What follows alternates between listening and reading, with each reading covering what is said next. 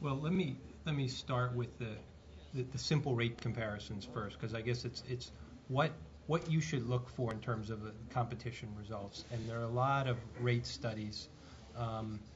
Have to be careful. One is the rates in the states that chose to restructure have always been higher than the states that are currently regulated. The restructured states. You mean even before restructuring? Even before restructuring, that's what you're saying. Right. So there's a higher base to start with. Right. And that was so that's part of the equation. The second is those states also chose to use more gas generation than coal. I think they have about 20% usage of coal, whereas the regulated states have about 50%. And so you would expect that with gas prices going up as much as they have, that those two rates would perform differently. So if you say, well, let me look at the regulated states that are more gas-based, and you compare those regulated rates to the restructured states, they're pretty close. So the historical rate studies are a little bit unclear, but even if you can make the case that the regulated rates are lower, you have to ask, what does that mean for going forward? All the efficiency benefits that Michael talked about, that we can look at nuclear plants and the capacity factors, how they've gone up in restructured versus regulated. The coal plants, the heat rates have come down, O&M has gone down, and those are efficiency benefits that we can see, and will make it through in rates over time. So I know 10 years seems like a long time, and people want to say, well, that's the test period, and we don't like what we see, but I'm not sure that people are looking for the right thing. And if they're saying, we wish gas prices were $3, well, rates all across would be lower, and the restructured states would be lower than the regulated. But that's not. We're not going to change the gas price. What we can change is how we sort of go forward and respond to that. And I think that we would still say that competition is the way to go. Michael.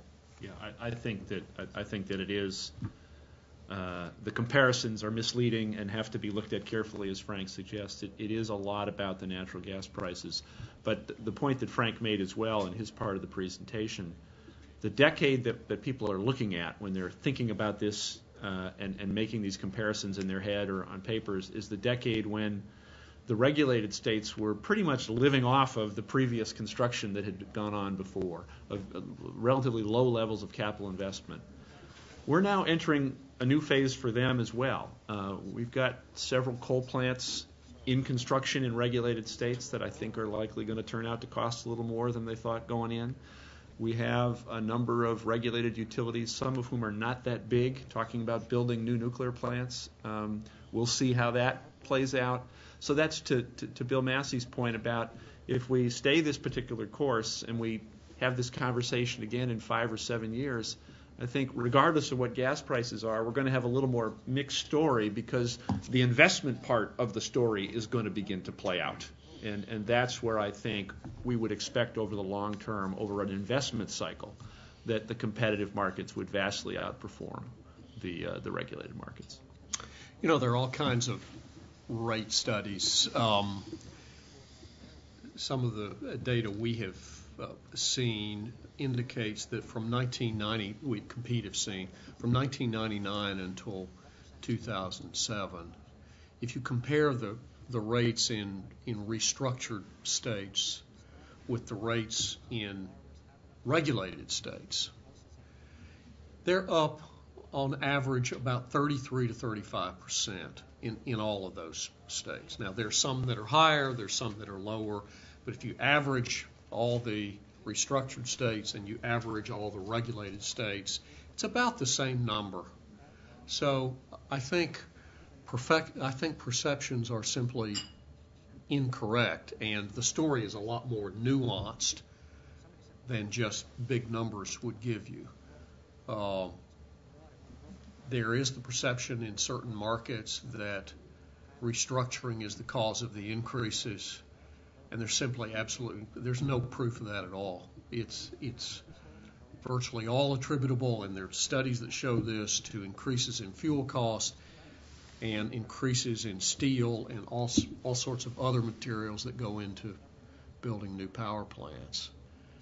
And so I would urge, all viewers to be cautious about reaching conclusions from very small snapshots and trying to draw certain conclusions. I think we need a longer period of time.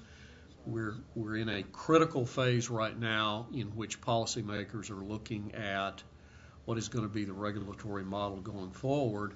How are we going to achieve, how are we going to make all these investments in a way that is the most efficient, that provides a level playing field for all sorts of investments in energy efficiency, investments in demand response, investments in generation when you need it, investments in transmission.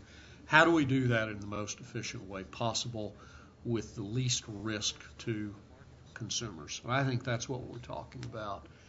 And we believe the competitive model is a much better model moving forward, and we think history bears that out. We're not just saying that.